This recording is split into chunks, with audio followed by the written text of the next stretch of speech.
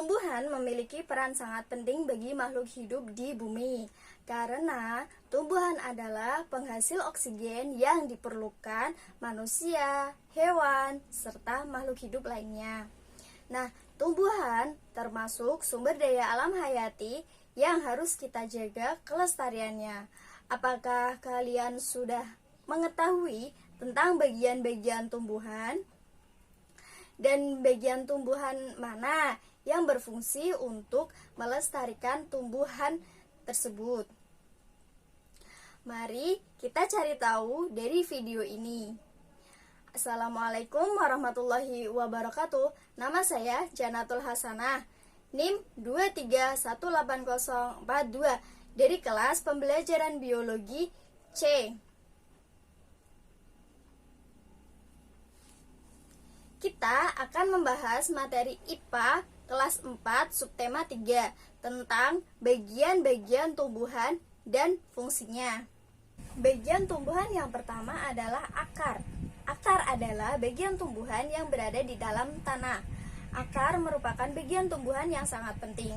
Fungsi akar adalah menancapkan tumbuhan ke dalam tanah, mengokohkan tumbuhan, menyerap air dan mineral dari dalam tanah, sebagai tempat penyimpanan cadangan makanan, misalnya pada tumbuh-tumbuhan berubi seperti kentang, singkong, dan lain-lain.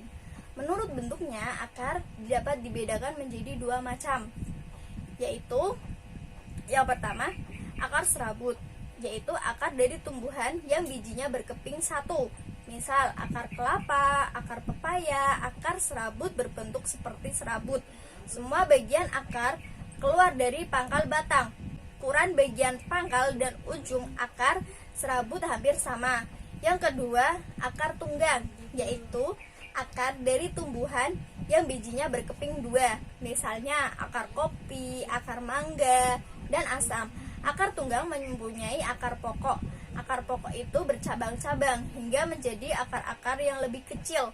Namun demikian, tumbuhan berkeping dua yang ditanam dengan cara dicangkok tidak mempunyai akar tunggang. Tumbuhan berkeping dua yang dicangkok akan mempunyai akar serabut. Nah, bagian yang kedua adalah batang. Batang merupakan bagian tumbuhan yang berada di atas tanah. Batang mempunyai fungsi yaitu sebagai tempat tumbuhnya daun, bunga, dan buah, sebagai pengangkut air dan mineral dari akar ke daun.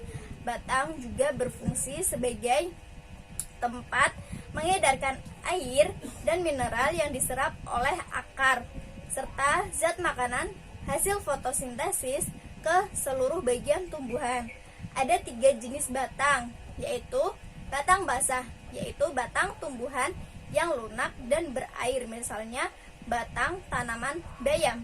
Batang kedua, batang berkayu, yaitu batang tumbuhan yang terdiri dari kayu, misal batang pohon mangga.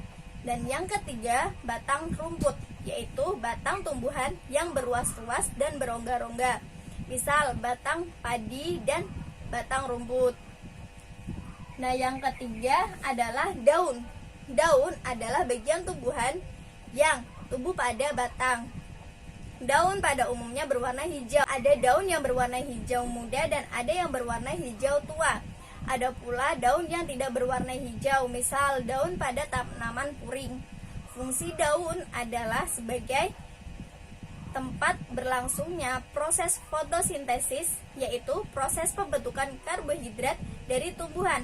Daun banyak mengandung zat hijau yang disebut klorofil. Daun terdiri dari tangkai daun dan helai daun. Nah, yang keempat adalah bunga. Bunga merupakan bagian tumbuhan yang memiliki fungsi sangat penting sebagai alat perkembangbiakan generatif atau tumbuhan biji. Dan yang terakhir itu ada buah. Buah merupakan bagian tumbuhan yang berfungsi untuk melindungi biji serta cadangan makanan supaya biji berkecambah.